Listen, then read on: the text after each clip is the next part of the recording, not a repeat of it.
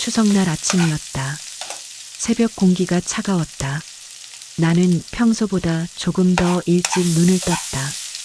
평생 그래왔던 것처럼 남보다 먼저 부엌불을 켰다.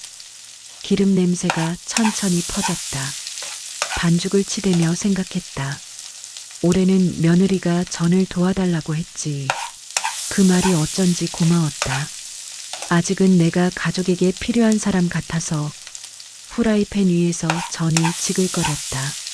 소리와 냄새가 어우러지자 가슴 어딘가가 따뜻해졌다.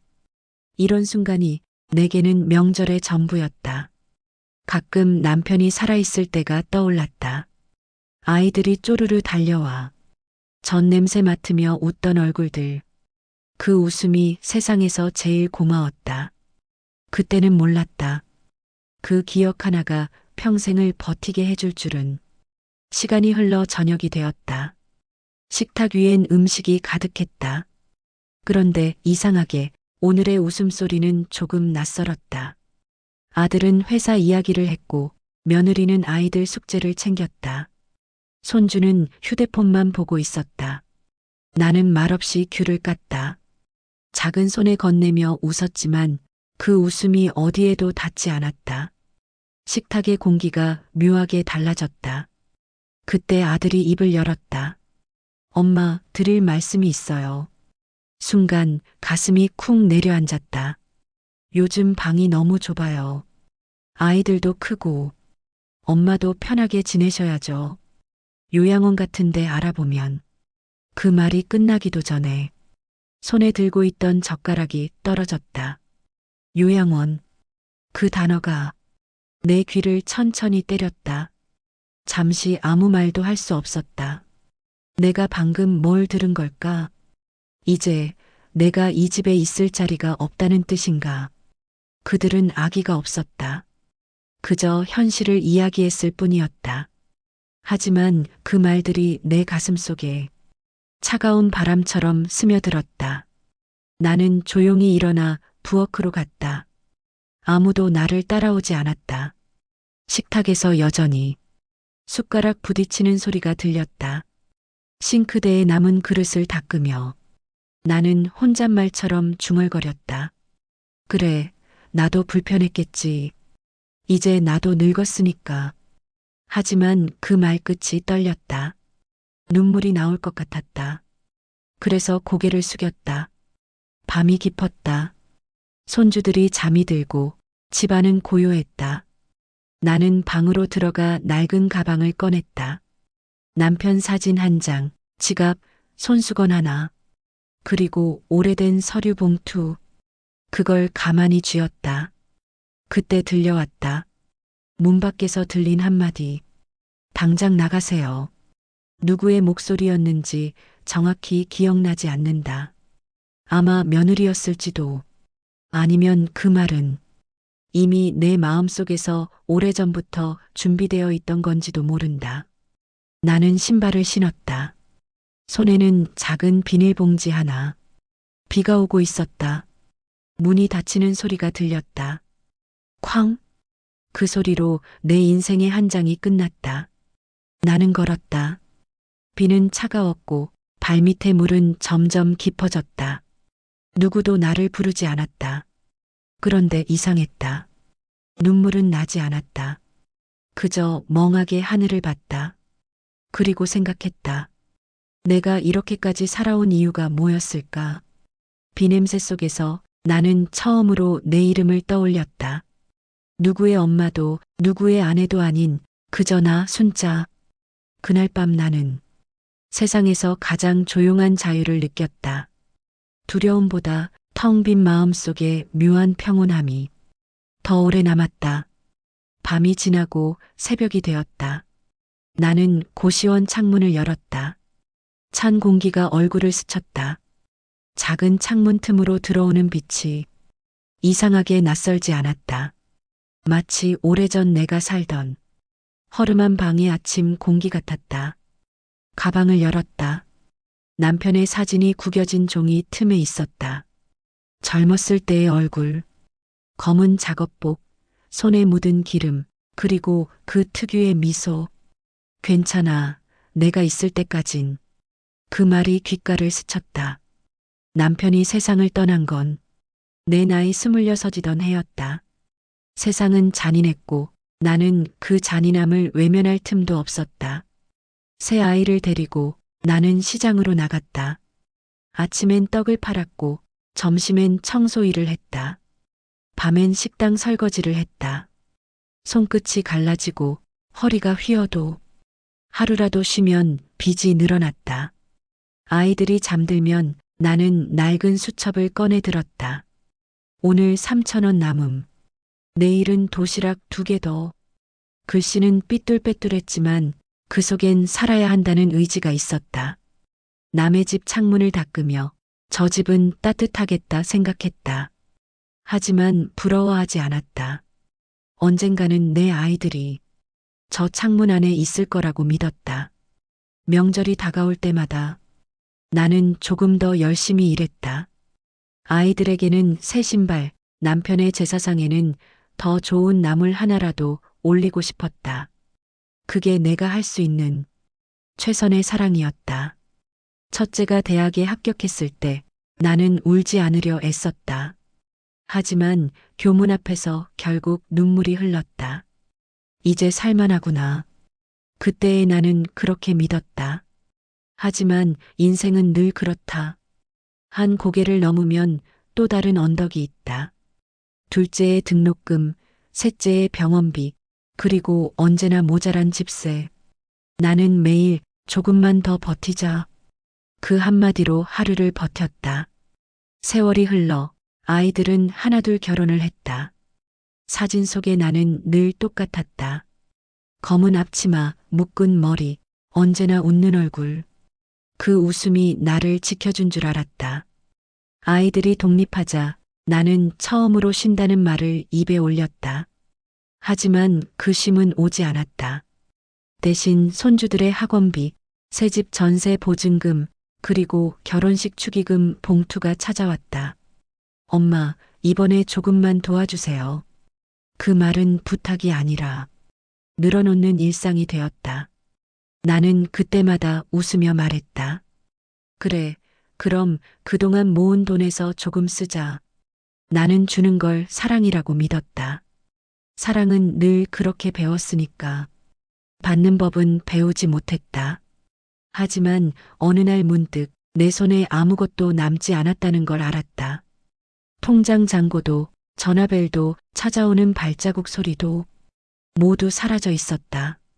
그래도 이상하게 원망은 들지 않았다. 그저 허전했다. 내가 만든 가족이 이렇게 멀어질 수도 있구나. 그 사실이 조금 슬펐다. 밤마다 생각했다. 나는 잘 살아온 걸까? 누군가는 내 삶을 불쌍하다고 했고 누군가는 대단하다고 했다. 하지만 나는 그저 살아남은 사람일 뿐이었다. 지금 생각해보면 내 인생의 대부분은 기다림이었다. 누군가의 전화, 누군가의 말 한마디, 그리고 언젠가 올 행복. 그 기다림이 내 삶의 대부분이었고 그 기다림 속에서 나는 나를 잃었다. 그래도 후회는 없었다. 내가 선택한 사랑이었고 내가 만든 인생이었다. 하지만 이제야 조금 알겠다. 사람은 사랑만으로는 살아갈 수 없다는 걸. 그날 밤 나는 잠이 오지 않았다. 작은 창문 너머로 빗소리가 들렸다. 눈을 감으니 젊은 시절의 내 얼굴이 떠올랐다. 그때의 나는 힘들었지만 눈빛이 살아있었다. 나는 속삭였다. 그래, 그 시절에 내가 있었으니 지금의 나도 있겠지. 그리고 아주 오랜만에 나는 스스로에게 말했다. 잘 버텼어. 며칠째 비가 내렸다. 창문 밖으로 떨어지는 빗소리가 내 마음속에 무언가와 닮아 있었다. 끊임없이 쏟아지지만 이내 바닥으로 스며드는 그런 느낌. 나는 여전히 고시원 방에 있었다.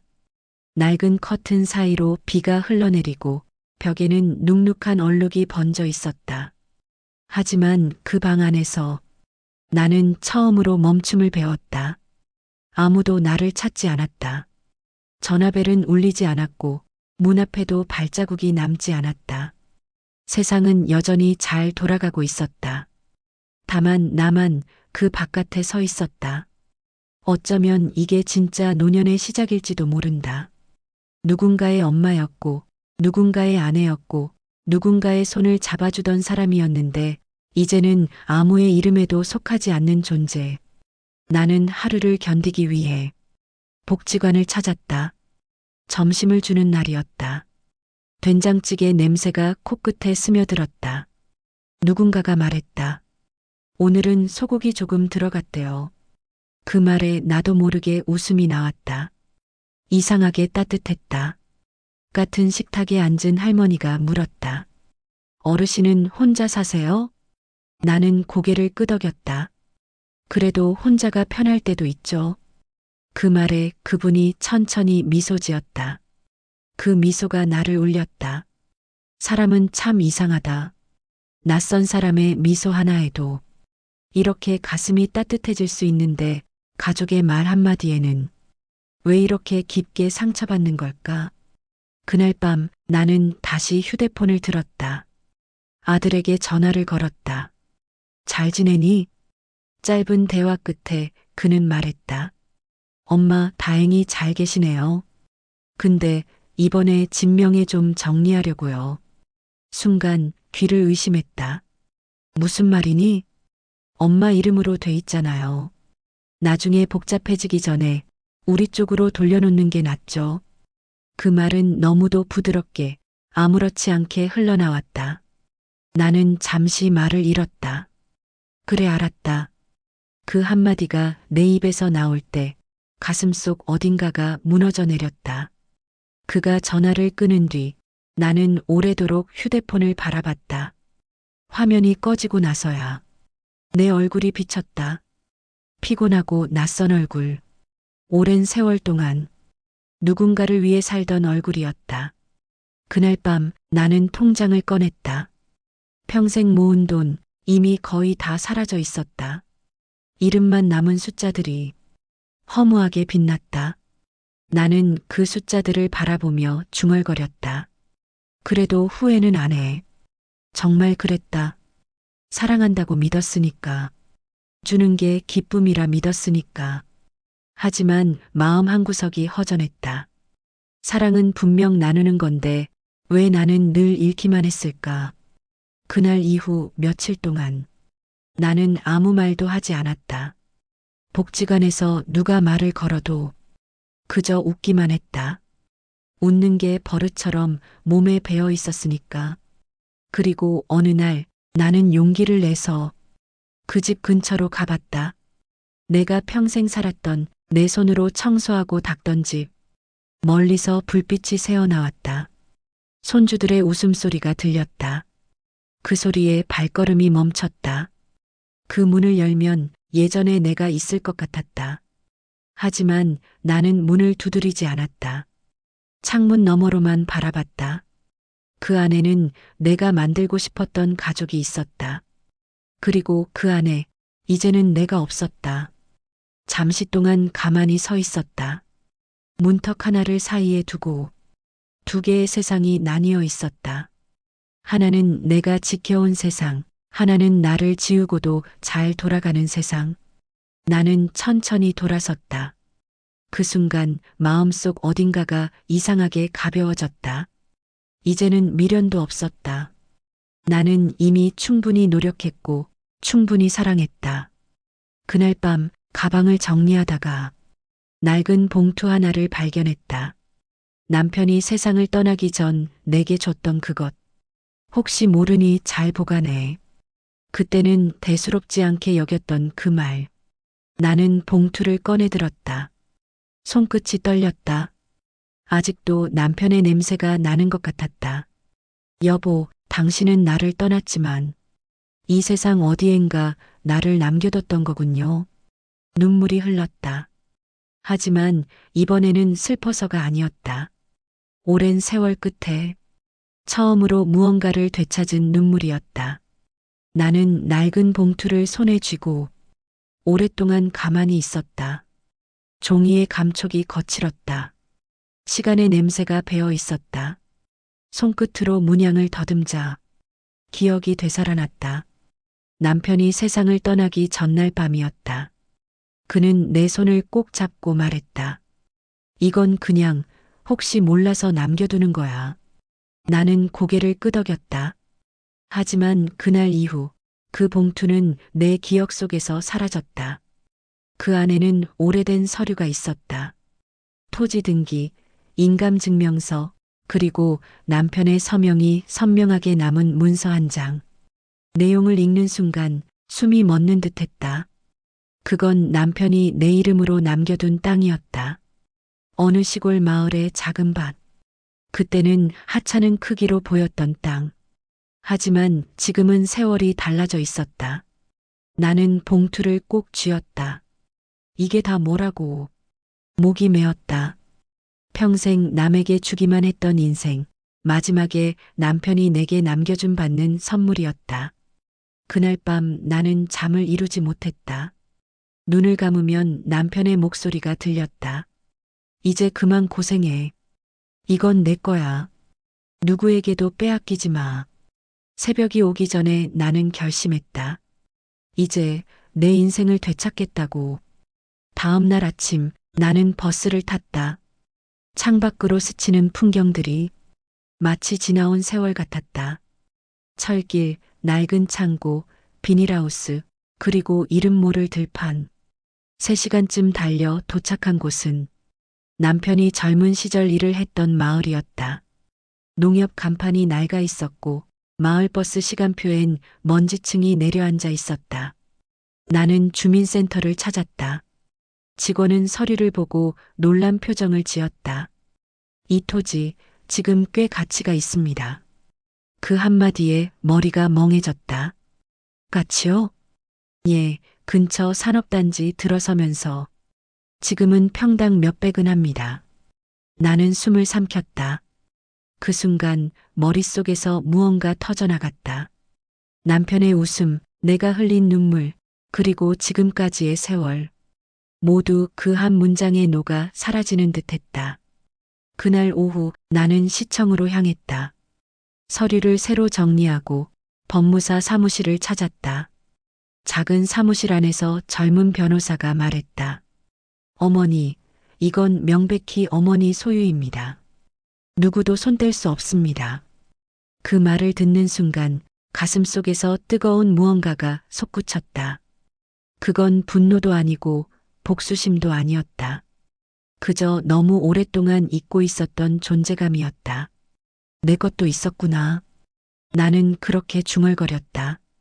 내 이름으로 된 무언가가 아직 세상 어딘가에 남아 있었다. 며칠 뒤 나는 다시 도시로 돌아왔다. 그동안의 서류를 정리하고 은행 계좌를 열었다. 오랜만에 내 이름으로 찍힌 도장이 종이에 선명하게 새겨졌다. 이제부터는 달랐다. 누구의 허락도 필요 없었다. 누구의 시선도 신경 쓰지 않았다. 그냥 나로서 살아보기로 했다. 나는 그때 처음으로 내 손으로 커피를 사 마셨다. 테이크아웃 컵의 따뜻한 온기가 손바닥에 스며들었다. 작은 일인데도 눈물이 날 만큼 벅찼다. 그날 저녁 나는 일기장을 꺼냈다. 오늘 나는 내 이름으로 처음 서류를 썼다. 남편이 남긴 선물은 돈이 아니라 용기였다. 그 후로 며칠 동안 나는 변호사 사무실을 드나들었다. 그 젊은 변호사는 내 이야기를 조용히 들었다. 할머니, 이건 그냥 재산 문제가 아니에요. 이건 삶의 기록이에요. 그 말에 나는 웃었다. 맞아요. 내 인생이 거기 다 적혀 있네요. 모든 서류가 정리된 날, 그는 나에게 말했다. 필요하시면 가족들에게도 정식 통보하겠습니다. 나는 고개를 끄덕였다. 이제 숨길 이유가 없었다. 며칠 후 나는 아들에게 전화를 걸었다. 나 변호사랑 같이 좀 볼 일이 있어. 그는 잠시 말을 잃었다. 무슨 일이세요, 엄마? 그냥 정리할 게 좀 있어서. 그날 이후 나는 두려워하지 않았다. 내가 버린 게 아니라 그들이 나를 놓친 거였다. 이제 그 사실을 알릴 시간이었다. 그날 밤 나는 다시 남편의 사진을 꺼냈다. 여보, 나 이제 알 것 같아요. 당신이 왜 그걸 내 이름으로 남겼는지. 사진 속의 그가 조용히 웃는 것 같았다. 나는 가방을 닫았다. 그리고 마음속으로 말했다. 이제 내 이야기를 시작할게요. 3달이 지났다. 달력의 종이를 3번 찢어내는 동안 나는 조금씩 나를 회복했다. 아침에 눈을 뜨면 창문을 열고 찬 공기를 한껏 들이마신 다음 따뜻한 물을 끓였다. 컵이 손바닥을 데우는 감각이 이상하게 안심이 되었다. 은행에서 받은 도장 자국은 내가 내 삶에 다시 서명했다는 증표 같았다. 서류는 깔끔하게 파일에 들어 있었고 봉투 입구는 새 테이프로 반듯하게 봉해져 있었다. 나는 하루에 한 번 그 봉투를 꺼내보고 다시 넣는 일을 반복했다. 확인하려고 꺼낸 게 아니었다. 그저 안심하고 싶어서였다. 복지관에서 사람들과 함께 밥을 먹을 때 나는 예전보다 천천히 씹었다. 음식의 온도, 씹히는 소리, 목을 타고 내려가는 감각을 느끼며 내가 살아있다고 마음속으로 말했다. 누군가가 내어준 작은 다정함을 내가 바라만 보던 시간이 지나고 이제는 나도 누군가에게 따뜻한 차 한 잔을 내어줄 수 있는 사람이 되고 싶었다. 그러나 아직 끝나지 않은 일이 있었다. 나는 변호사와 날짜를 맞췄다. 명절 하루 전 예전에 그 집에서 모인다 했다. 서류는 충분했고 설명은 간결했다. 내가 지켜야 할 것은 단 하나, 흔들리지 않는 표정뿐이었다. 문 앞에서 잠시 숨을 골랐다. 문고리를 잡는 손에 힘이 들어갔다 놓였다. 나는 생각했다. 화내러 온 게 아니다. 돌려달라 하러 온 것도 아니다. 그저 내가 나였다는 사실을 확인하러 온 것이다. 문이 열리고 익숙한 냄새가 밀려왔다. 양념 냄새, 젖은 걸레 냄새, 그리고 오래된 나무 바닥의 냄새. 내가 수십 년 가까운 집의 냄새였다. 거실 한가운데 식탁, 그 옆에 앉은 얼굴들이 어색한 미소로 나를 맞았다. 내가 먼저 앉았다. 말을 길게 할 생각은 없었다. 변호사가 서류를 꺼냈고 나는 조용히 봉투를 식탁 중앙에 두었다.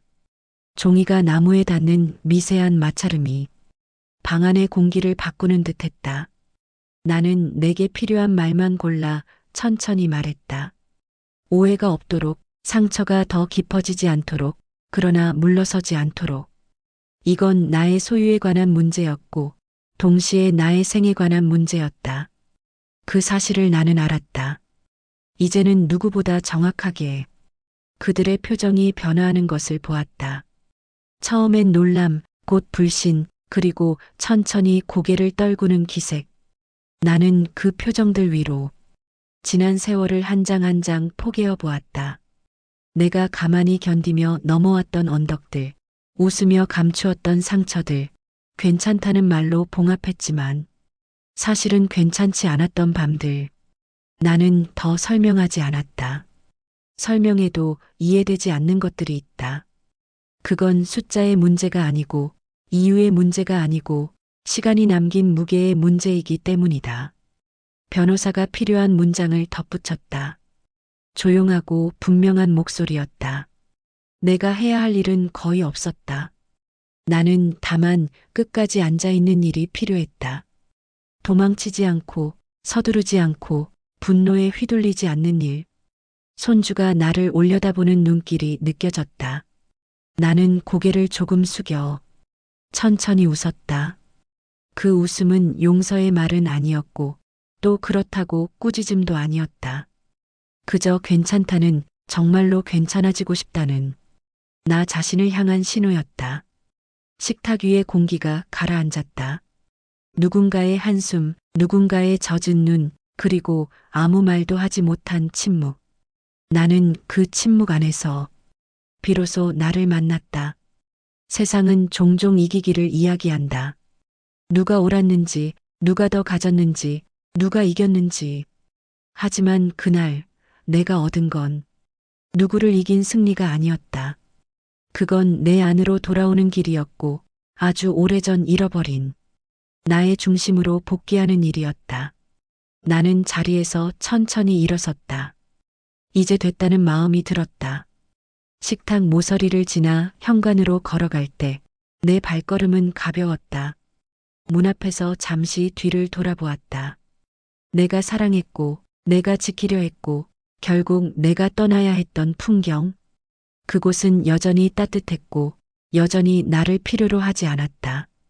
문을 열자 바깥 공기가 쏟아져 들어왔다. 햇빛이 차갑게 반짝였다. 나는 계단을 내려오며 생각했다. 복수는 끝나는 데 도움이 되지 않는다.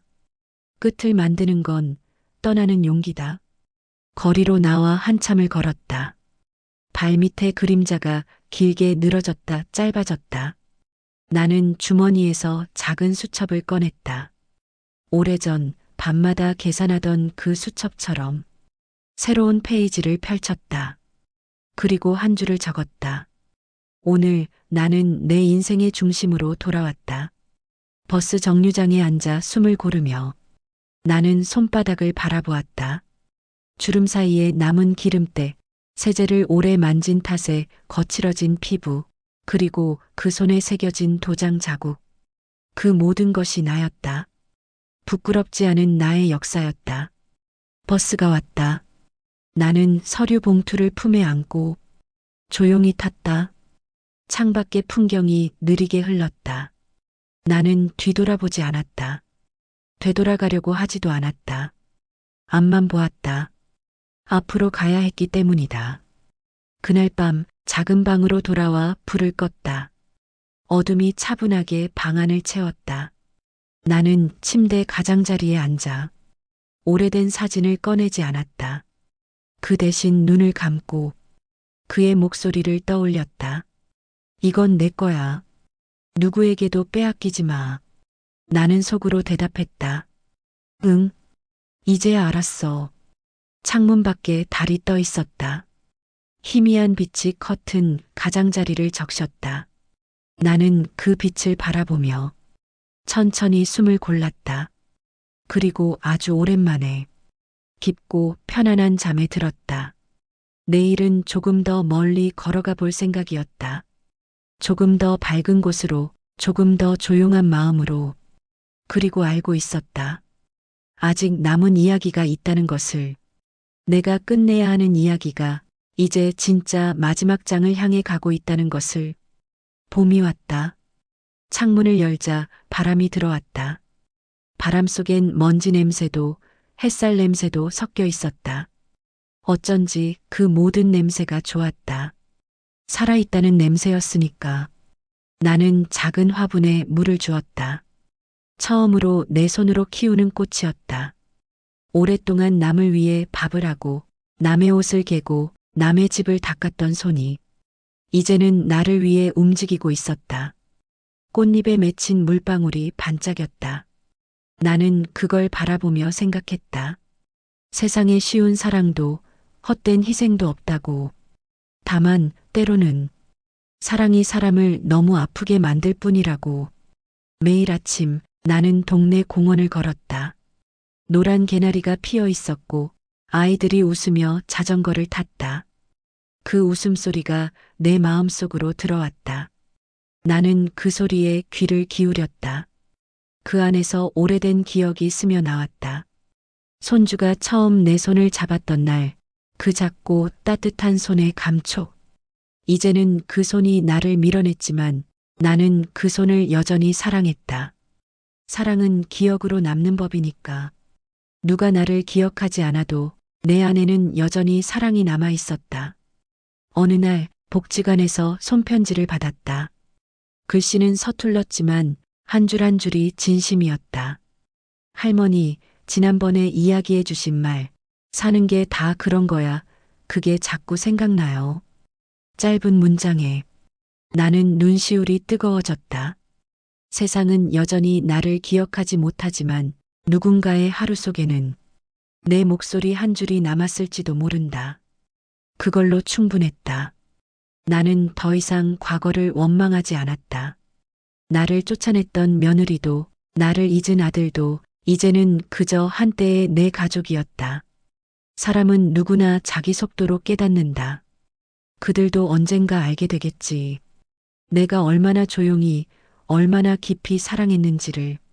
하루는 우연히 시장에서 며느리를 마주쳤다. 그녀는 잠시 나를 보더니 조심스레 다가와 말했다. 어머니, 잘 지내세요? 나는 미소로 대답했다. 응, 덕분에 잘 지내. 그 짧은 대화로 충분했다. 그 말 속에는 미안함도, 후회도, 그리고 아주 작은 용서가 담겨 있었다. 집으로 돌아오는 길, 햇살이 길게 늘어져 있었다. 나는 그 빛을 따라 천천히 걸었다. 모든 게 지나갔다. 그리고 모든 게 남아 있었다. 밤이 되자 창문을 닫았다. 바람이 커튼을 밀었다. 나는 불을 끄고 방 안에 앉았다. 조용한 어둠 속에서 이제야 마음이 편안해졌다. 남편의 사진을 꺼내 작게 인사했다. 당신 말이 맞았어. 이건 내 거였어. 하지만 그건 땅이 아니라 내 인생이었어. 사진 속 남편이 웃는 듯 했다. 나는 천천히 눈을 감았다. 세상이 조용해졌고 그 조용함 속에서 나는 마침내 나를 용서했다. 이제 나는 안다. 누군가를 사랑하는 일과 자기 자신을 사랑하는 일은 결코 다르지 않다는 걸. 나는 오늘도 새벽에 눈을 뜬다. 그리고 스스로에게 인사한다. 순자야, 오늘도 잘 살아보자. 그 말이 내게 가장 큰 위로가 된다. 이제 나는 누구에게도 증명할 필요가 없다. 나 자신으로 충분하니까. 마지막 장을 덮으며 나는 조용히 웃었다. 누군가는 내 이야기를 듣고 눈물을 흘릴 수도 있겠지. 하지만 나는 안다. 눈물은 끝이 아니라 시작이라는 걸. 내 안에 긴 겨울이 끝나고 이제 봄이 완전히 왔다. 이 이야기를 들어주신 모든 분들께 감사드립니다. 이 이야기가 누군가의 마음을 조금이라도 따뜻하게 만들었다면 그걸로 충분합니다. 구독과 좋아요는 저에게 큰 힘이 됩니다. 당신의 하루가 평온하길 바랍니다.